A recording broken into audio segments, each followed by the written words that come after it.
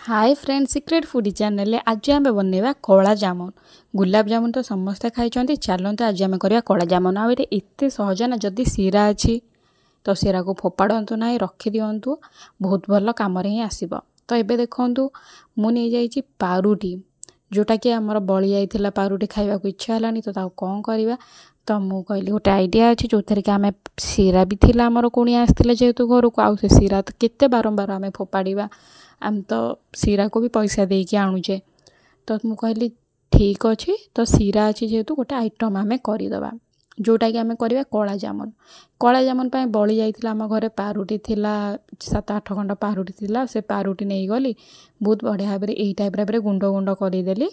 एमती देखो आप गुंड गुंड करदे आप चाहिए यही टाइप रखिपारे ना ग्राइंड करदे। तो आम कौन कर ग्राइंड करदे जो जहाँद्वारा कि यहाँ पूरा गुंड हो। तो ये देखो ग्राइंड मुझे पानी फाणी किसी मिलबार ना एमती छोट छोट पीस करके डायरेक्ट ग्राइंडर पकेबे गोटे मिनट गुंड हो। मिल्क पाउडर अमूल जदि अच्छी ताहले गोटे चामच पकेबे आउ क्षीर ये पकेबे 3 ରୁ 4 चामच। बेसी क्षीर पकेबेनी पानिया भी हो जाए। जदि आपण मिल्क पाउडर पकेबा को चाहूना तो कौन सी किसी कथा ना मिल्क पाउडर पकेले कौन होता है टी स्वादटा अधिक आसता से सकाशे मिल्क पाउडर पकाऊ।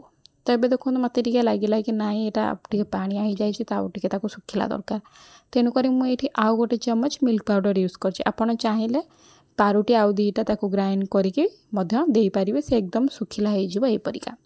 तो ये देखो पारुटा को आम बहुत बढ़िया भाव चकड़ी दे क्षीर दे तो मिल्क दे बहुत बढ़िया भाव मुझे चकड़ी देवी आउ कौन कर छोटिया छोटिया यही टाइप भाव गुला करदे। जमती आम छेना मिठा कले यही टाइप भाव छोट छोट छिंडे दौचे यही टाइप भाव आम छोट छोट छिंडेबा। सीरा को आदौ ही पकातु ना यहाँ बहुत बहुत कम आसता है। आपको कहि सीरा आपणकर कौ कम आसता है बहुत ही सारा कम आसी जापे। आ पारुटी जदि का भी माने आज एक्सपायरी हबार अच्छी तो आप राताराति बनईकि मिठाटा बेसी ना आप मात्र 15 मिनट भी लगे ना मुझे 10 मिनटर कम मिठाटा। तो ये देखो गोल गोल करदे जमी आम अट्टा को गोल गोल करते ना से टाइप भाव या आम गोल गोल करदे। जदि आपन को पानी लगुच अल्प आपण पाखे ब्रेड अच्छी तो मैदा गोटे चामच गुंड पकई पारे। तबे देखो या बहुत बढ़िया भाव सेप दे आप चाहिए छोट बॉल करें ना बड़ बॉल भी करें आपण डिपेंड को बॉल करेंगे। तो देखी पाइले ये टाइप भाव में छोट छोट बॉल कर दूचे छोट ना मीडियम साइज बॉल नहीं जाइए आती मुझे मोर मिनिमम 6टा ब्रेड रू एतिकीटा है छोट साइज ब्रेड रू। तेल मु बसई देची तेल पूरा लो रे अच्छी मीडियम टू कम अच्छी पूरा लो कर देची पूरा लास्ट कर देची आउ तेलटा आमर जस्ट हल्का गरम होईची तातीनी तेलटा को आम जस्ट गरम करवा गरम हो गला तापर आम गोटे गोटे नहीं कि आमर पकईदबा पारुटीर गोलाटा को गोटे गोटे नहीं कि पकईबा। आ फ्रेंड्स यहाँ मन रखि था ये प्रोसेसटा कला बेले केबे भी आपण हाई करेंगे नहीं। हाई कले आपणकर जली जीवार संभावना अच्छी माने आपण जो जिनसटी करूछन से जिनसटा लगिज जलीज ना पोड़ीज से टाइप भाव आउ खाई पारिबेनी गंध आसीज। तो ये देखो हाई फ्लेम न करिकी पूरा लो रखिकी प्रोसेसिंगटा करेंगे जेहेतु आम पारुटी रे करुचे तो पूरा लो रखिकी प्रोसेसिंगटा करेंगे जेहेतु आम कला जामुन भी करुचे तो कला जामुन तो कला दरकार तार अर्थ नुहे कि आम पूरा बढ़े देकी कला करवा टिके ये टिप्स आवश्यक अच्छे आउ कि भी खास ना। तो ये देखूँ मुझे करदेली मिनिमम 5 मिनट पर ये आमर ए कलर भाव रेडी हो गलानी ताकू थरे एपट सेपट करदेवे।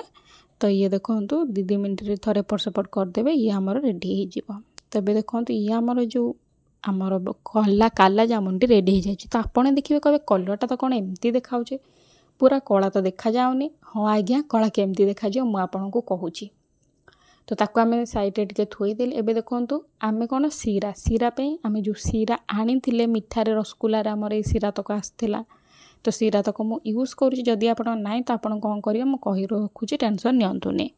तो सीरा रे मुझे टे कलर पकई देची आमर येलो फूड कलर टे पकई देची जोटा कि बढ़िया भाव कलर आमर आसीज।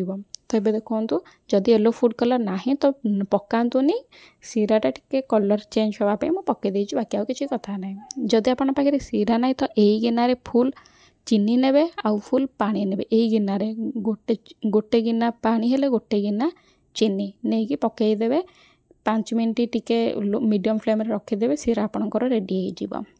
ତ ଦେଖନ୍ତୁ ଯେହେତୁ ଆମେ ମାର୍କେଟରୁ ଆଣୁଛେ ସିରାକୁ ଆମେ ଫୋପାଡ଼ି ଦେଉଛେ, ତ ସିରାକୁ ନ ଫୋପାଡ଼ିକି ବଳି ଯାଇଥିବା ବ୍ରେଡ଼ରେ ଆପଣ ଏଇ ଟାଇପ୍ରେ କରିଦେବେ।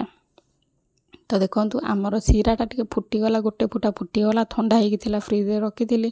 ତ ଏଇ ଗରମ ହେଇକି ଗୋଟେ ଫୁଟା ଫୁଟିଗଲା। ଏବେ ତାକୁ ବହୁତ ବଢ଼ିଆ ଭାବରେ ଏଇ ଟାଇପ୍ରେ କରିଦେବେ। ଆପଣ ଦେଖିପାରୁଥିବେ କଲର୍ଟା ଟିକେ ଆମର ଚେଞ୍ଜ ହେଇ ଆସିଲାଣି। ମୋବାଇଲରେ ତ ଆପଣଙ୍କୁ କ'ଣ ମାନେ କଲର୍ଟା ଠିକ୍ରେ ଦେଖାଯିବନି, କିନ୍ତୁ ଆପଣ ଘରେ ଯେତେବେଳେ କରିବେ ତ ଜାଣିପାରିବେ କଲର୍ଟା ଆମର କେମିତି ଦେଖାହେଉଛି। ଆଉ ଆପଣ ବିଶ୍ୱାସ କରିବେନି, ବହୁତ ହି ସୁନ୍ଦର ହେଇଥିଲା। ତ ୟାକୁ ଆମେ ଘୋଡ଼େଇକି ରଖିଦେବା ମିନିମମ୍ ଘଣ୍ଟେ ପର୍ଯ୍ୟନ୍ତ ଫୁଲିବାକୁ, କିନ୍ତୁ ମୁଁ ରଖିପାରୁନି ଘଣ୍ଟେ। ତ ମୁଁ ଏଇଠି 10 ମିନିଟ୍ ପରେ ଖୋଲିକି ଦେଖିଦେଉଛି। କ'ଣ ପାଇଁ ନା ଏଇ ଜିନିଷଟାକରେ ମୁଁ ରହିପାରିନି କି କେମିତି ହେଇଛି, କେମିତି ଟେଷ୍ଟ ଲାଗୁଛି ଦେଖିବା ପାଇଁ। ତ ମୁଁ ୟାକୁ ଖୋଲି ଦେଇଛି। ଖୋଲି ଦେଇକି ତ ମୁଁ ଖାଇବା ପାଇଁ ଏଇଠି ରେଡ଼ି ହେଇଯାଇଛି ମିନିମମ୍ 10 ମିନିଟ୍ ପରେ। ତ ଦେଖନ୍ତୁ 10 ମିନିଟ୍ ପରେ ଇଏ ତଥାପି ଫୁଲିକି ରେଡ଼ି ହେଇଯାଇଛି। ଆପଣ 1 ଘଣ୍ଟା କାଳ ରଖିବେ, ଇଏ ବହୁତ ବଢ଼ିଆ ଭାବରେ ଫୁଲିଯିବ। ତ ଏବେ ଦେଖନ୍ତୁ ଏଇଟା ଏତେ ସଫ୍ଟ, ଏତେ ନରମ ନା, ଆପଣ ଏଇ ମିଠାକୁ ବିନା ସିରାରେ ରଖିବେ, ବାହାରେ ରଖିବେ 2 ଦିନ ପର୍ଯ୍ୟନ୍ତ ଆପଣଙ୍କର ମିଠା ଖରାପ ହେବନି। ଫ୍ରିଜ୍ରେ ଯଦି ରଖିବେ 7ରୁ 8 ଦିନ ପର୍ଯ୍ୟନ୍ତ ରଖିବେ, ଖରାପ ହେବନି। ଆଉ ଯଦି ସିରା ଆପଣ କେମିତି ରଖିବେ, ସିରା ଆପଣ ଗୋଟେ ଗିନାରେ ଢାଳିକି ଫ୍ରିଜ୍ରେ ରଖିଦେବେ। ସିରା ଆପଣଙ୍କର 7ରୁ 8 ଦିନ ପର୍ଯ୍ୟନ୍ତ ରହିବ, କିଛି ବି ଖରାପ ହେବାର ଚାନ୍ସ ନାହିଁ। ବ୍ରେଡ଼୍ ଯଦି ଏକ୍ସପାୟରି ହେଇ ଆସୁଛି ତ ଜଲ୍ଦି ଏଇ ରେସିପିଟି ଟ୍ରାଏ କରିଦିଅନ୍ତୁ। ଆଉ ଯଦି ମୋ ଭିଡ଼ିଓରେ ଆପଣଙ୍କୁ କିଛିଟା ଶିଖିବାକୁ ମିଳୁଛି, କିଛି ଜାଣିବାକୁ ମିଳୁଛି, ତ ପ୍ଲିଜ୍ ଚ୍ୟାନେଲକୁ ସବସ୍କ୍ରାଇବ୍ କରିଦିଅକି ନୋଟିଫିକେସନ୍ ଅନ୍ କରିଦିଅନ୍ତୁ, ଯାହାଦ୍ୱାରା କି ମୁଁ ଯାହା ଭିଡ଼ିଓ ଅପଲୋଡ଼ କରିବି ପ୍ରଥମେ ଆପଣଙ୍କ ପାଖକୁ ଯିବ। ତ ଇଏ ଦେଖିଲେ ମୁଁ ଆପଣଙ୍କୁ ଭାଙ୍ଗିକି ଦେଖେଇଦେଲି, ବହୁତ ସଫ୍ଟ ଆଉ ବହୁତ ନରମ ହେଇଯାଇଛି। ଏବେ ଖାଇବା ପାଇଁ ରେଡ଼ି। ମୁଁ ଚାଲିଲି ଖାଇବାକୁ। ଆପଣ ଯଦି କରିନାହାନ୍ତି